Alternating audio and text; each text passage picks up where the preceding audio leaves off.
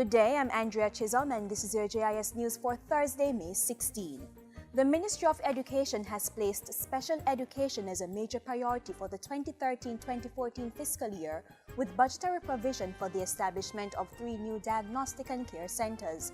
Portfolio Minister Reverend Ronald Thwaites was sharing his call to action presentation at the 2013-2014 sectoral debate on Wednesday.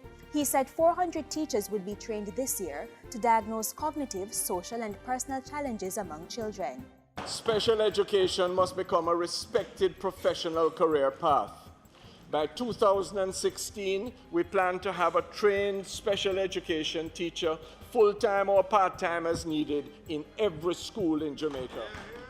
The minister also announced that revisions had been made to the Health and Family Life curriculum, which would be reintroduced to schools this September. This government, led by this Prime Minister, lifts up to our children the ideal of faithful love and marriage between a man and a woman as the basis of a family, even as we insist on tolerance and love for those who are disposed towards homosexuality. But let it be clear, Mr. Speaker, we will not be grooming children towards same-sex unions, and we will not be distributing condoms in schools. The State Minister for Foreign Affairs and Foreign Trade, Arnaldo Brown, also made his contribution to the sectoral debate on Wednesday. He announced that the National Policy and Plan of Action on International Migration and Development was at an advanced stage and should be completed by June 2013. The policy document is being developed to manage the link between international migration and development. We realize that we cannot ignore or benignly neglect the impact of migration on our development agenda.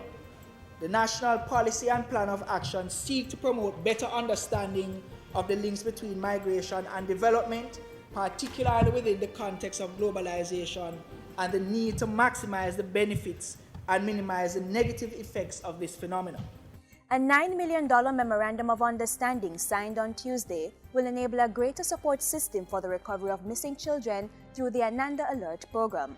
The revamped system aims to create a more rapid response from the police, government ministries and agencies, communities and media entities to help bring missing children to the public's attention and increase the chances of a safe recovery and return.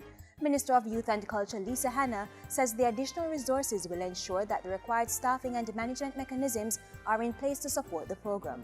Coming out of the system, what we have are persons to monitor the desk, to make sure that we have persons that track on an hourly rate, to coordinate with the police, with the CDA, with all the other attendant agencies, to coordinate with the telephone companies.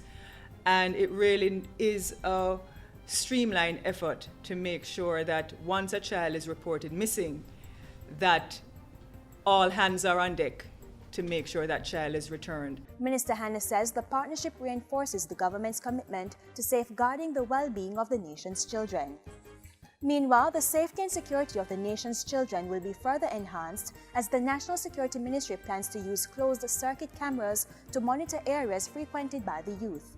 During a JIS TV Child Month special panel discussion, Security Minister Peter Bunting said the cameras would be used in addition to the current strategy of policemen assigned to patrolling particular areas. So even where we are not able to have a physical presence of police personnel, we'll have cameras surveying, monitoring a lot of the routes, the transport centers, the taxi stands, etc., where kids have to congregate, and if anything happens, then we can send a response team quickly. Minister Bunting's dialogue with the children can be viewed in its entirety this Sunday on this station during Jamaica Magazine. And finally, Health Minister Dr. Fenton Ferguson is to lead a delegation to the Commonwealth Health Ministers meeting and the 66th World Health Assembly to be held in Geneva, Switzerland. The events take place from May 19 to 28, and Dr. Ferguson leaves the island on Friday, May 17. During the meeting, he will have discussions with the new PAHO Director, Dr. Carissa F. Etienne, as well as his CARICOM counterparts. The Commonwealth Health Ministers will provide a perspective on mental health, focusing on priorities and the socio-economic aspects of mental health. The WHO meeting, meanwhile, will look at issues including the prevention and control of non-communicable diseases, tobacco control, mental health action plan, the prevention of avoidable blindness and visual impairment, and health in the post-2015 agenda. The World Health Assembly is the decision-making body of the World Health Organization. And that's it for GIS News today. I'm Andrea Chisholm. Thank you for watching.